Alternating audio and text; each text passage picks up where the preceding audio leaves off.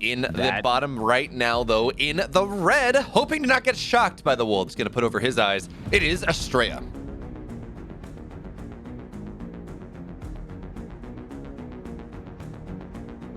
And his opponent spawning up at the top left, looking to pull an upset for Infernalis Esports. It is PureLegacy.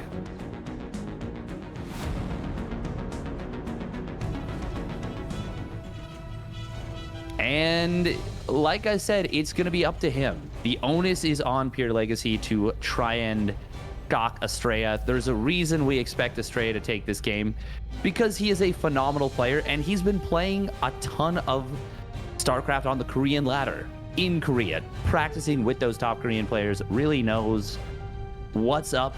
He is still in Korea at the moment, correct? Yes, he is still in Korea. And Steadfast, you know, as much as we talk about these heavy foreign favorites in the North American scene, the heavyweights, the Scarlet, the Nave, the Astrea, we need to, special in Latin America as well, we have seen, for whatever reason, that those Korean, or those players that are currently in Korea, starting to struggle more in these North American matchups than they have in the past. Scarlet lost to Patty Mac 2-1 yesterday. Scarlet struggled against Nina 2 days ago. She won that series, but it was a tough slog. Is there a Cham beat Special twice? Special almost lost to Kelliser as well. If there's an opening, if there's a time when Astrea is weak, if there's a world where PureLegacy even takes a map against him, it is going to be this scenario where PureLegacy does have that ping advantage. Absolutely, that is the best opportunity for him to try and make something happen. But it's still going to be a big ask.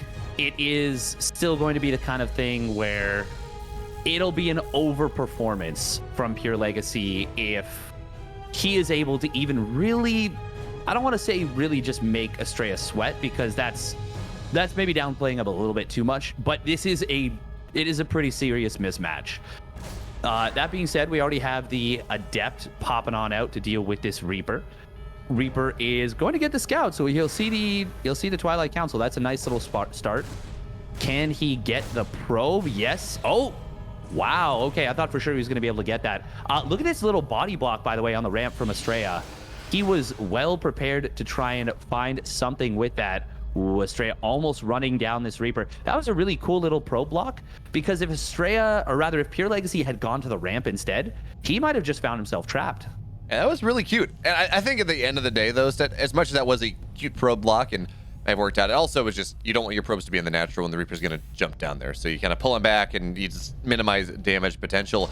Now, PureLegacy gets the Scout. He sees that there's a Twilight. He knows that this is going to be most likely 99 games out of 100. It will be Blink behind it.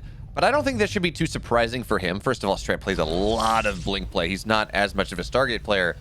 But also, this is Cosmic Sapphire. It's a map that has a fairly decent ramp, a fairly decent cliff, excuse me, into the main base. And just in general, it's not a map, at least to my mind, that benefits as much from drop-heavy play as it might otherwise do. But as you so wonderfully point out, PureLegacy, his build is tailor-made to deal with this type of Blink opening. Your Blink is not done by the time that 4 Hellions and a Medevac show up on the other side of the map. And it's just, they're not quick. They don't lift the Hellions. The Hellions are almost guaranteed to get damage in this type of setup. Well, there's actually two ways to do this. It can be the Hellion drop, which I think it is going to be out of PureLegacy.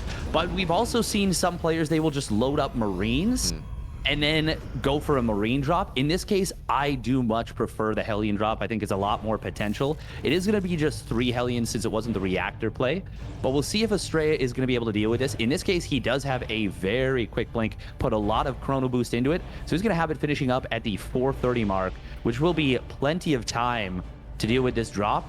And the well-placed pylon lets him see what's up. A great warp-in and a nice pylon block going to prevent this from getting here, but the units will get behind here. Nice job taking down the warp prism. That means there's no opportunity to escape here, but he's going to get a decent number of probes. Nice last shot. Oh, it looks like that one probe did regenerate a little bit of shield, so doesn't get the 10th probe, but 9 probes? I mean, that's not bad. It's not bad at all. Especially as this was not proxied.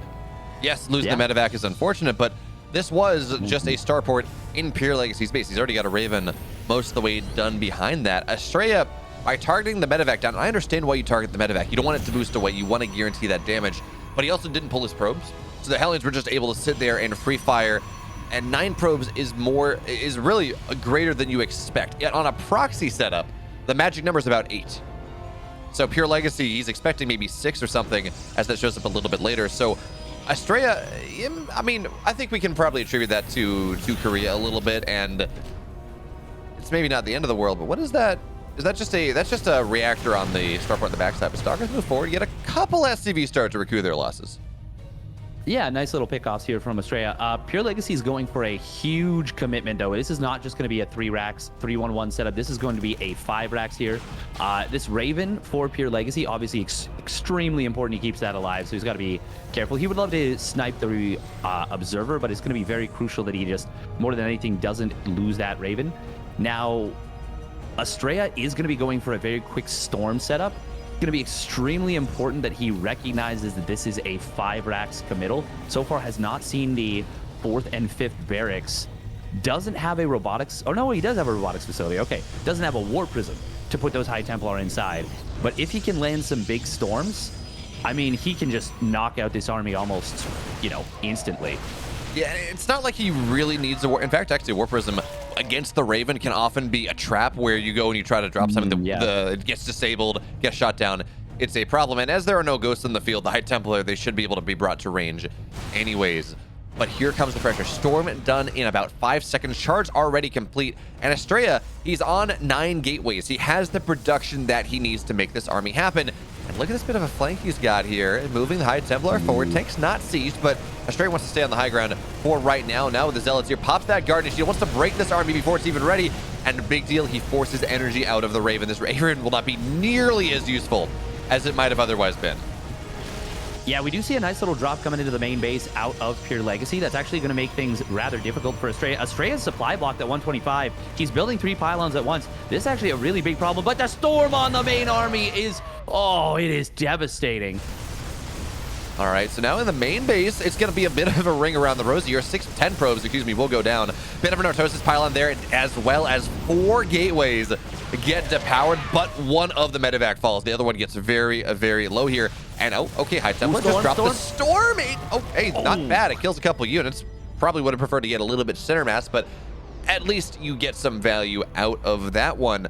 But PureLegacy, Steadfast, he got 10 workers. Great, he killed High Templar. Fantastic. I don't think that was enough.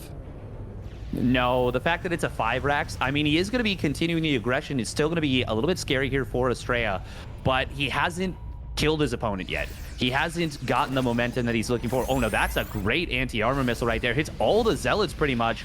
Astrea was not paying attention to that, but he does have more High Templar on the War Prism. Will get a good storm, and that one was center mass. Second one whiffs a little bit, but he is going to be able to get a 3rd storm on top of all the rallied units, and I think that's going to be the momentum of this push broken. Immortal takes down the siege tank. Archon probably could have just fought those 3 bio units almost on its own. The High Templar being dropped back out, actually just kind of drawing fire in here. And a nice blink forward gets one of those medevacs. Yeah, this feels like it's already pretty much been held at this point. Astrea with a good start in this series. PureLegacy, I would say doing a little bit better than I expected, but still, I don't think it's going to be enough here. No, it's really not. That fight went pretty well for Astrea, even as Astrea stormed his entire army. That was already anti-armor missile. Yes, Storm is not armor, but it was multiple bits of damage, killing Astrea's army. Some of it self-inflicted even still. He just wiped the floor with PureLegacy. So now at this point, PureLegacy does not have a 3rd base. He just has to go for another push. He's going to add Liberators.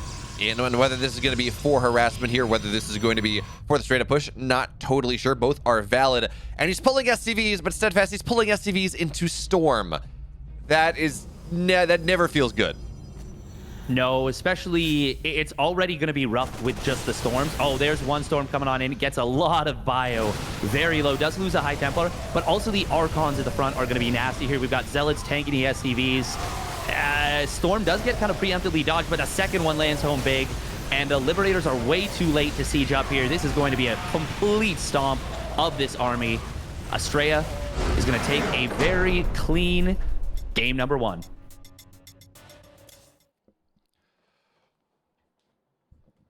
One might say that Astrea put PureLegacy down under. That was such a stretch. I'm sorry, folks. We're never doing that again. But Astrea, certainly, he stomps in game 1. He takes damage. In fact, takes more damage than he should have from the Hellion drops. The drop in the main base from the pressure was also fantastic. But at the end of the day, not enough. Not enough damage from PureLegacy. But Steadfast, I also have a bit of a update from you. It sounds like Gerald 2-1 to Showtime. Oh, wow. That is a huge result and actually really makes the middle of the pack in Group B very messy. There is now one player at 5-0, one player at 0-5, 3 players at 3-2, and 3 players at 2-3.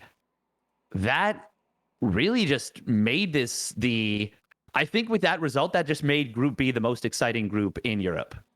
Yeah, absolutely. We were excited. I think we were excited about Group D after yesterday. And it's like, okay, this is getting all sorts of complicated. But Gerald, he had a spanner, and he thought about it, and he kind of tossed up his hands a little bit, and then he just leaned back and hucked it right in there and threw a massive spanner in the works. But that just means more fun for us. You know, as we move in to Saturday and Sunday when you and I will be working together again, we get games that matter more. Once again, and please, games that matter more make me very happy. Like maybe this game 2 that we'll be getting into in just a second. Doesn't really matter for PureLegacy all that much, but Astrea wants to top this group, and to do so, he needs to keep winning games. He needs to keep winning series. So on Stargazers, actually, I'll ask you a really simple question, Steadfast. Is it Stargate play? Is it Blink play for Astrea? I think we'll see. Oh, that. I will see Stargate play. I think we'll see Stargate play. All right. So, Steadfast, Stargate on Stargazers. Let's see if we are correct.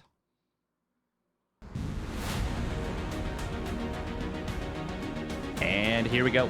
Spawning up at the top left for Alpha X. It is Astrea.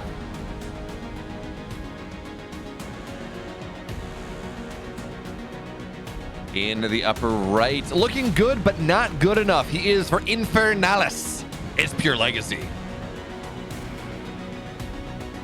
He did something very weird to start things off. I was actually wondering for a moment if he was AFK because he didn't pump an SCV out to start things off. But then he started the SCV, and now he's gone for a proxy, which is going to be instantly scouted. This is terrible for PureLegacy. Astrea, I would say just pull 2 more probes and just win the game, maybe. Okay. There we go. All right.